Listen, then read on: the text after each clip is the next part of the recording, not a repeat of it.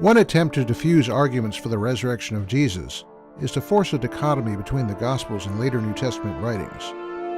A fundamental step in this argument can be to claim that there was more than one idea in Judaism about how resurrection could work. But how well does that idea pan out?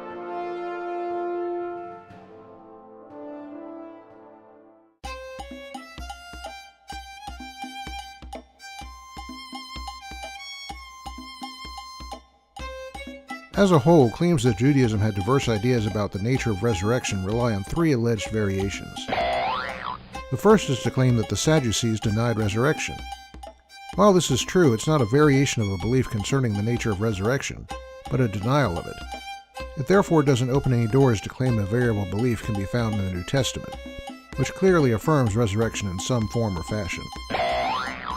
A second alleged variable is that some viewed the general resurrection of all humans as occurring at different times in eschatological history.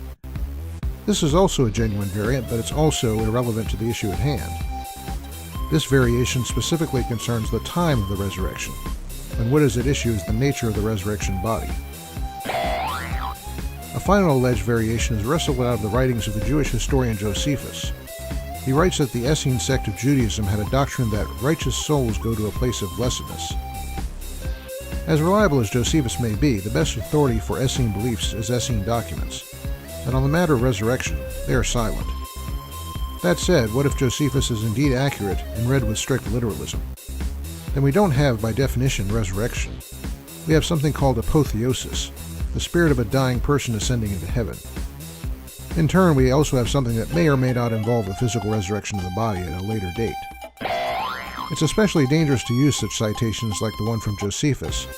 For his N.T. Wright notes, in describing the intermediate state, Jewish writers sometimes borrowed Hellenistic language, which in its own context denotes a permanent disembodied state, but they still make it clear that bodily resurrection is the end they have in sight.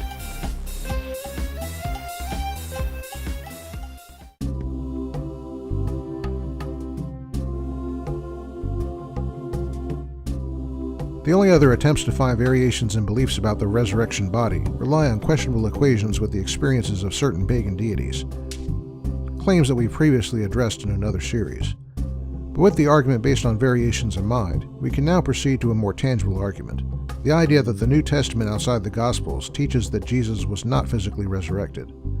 We'll start with that next time.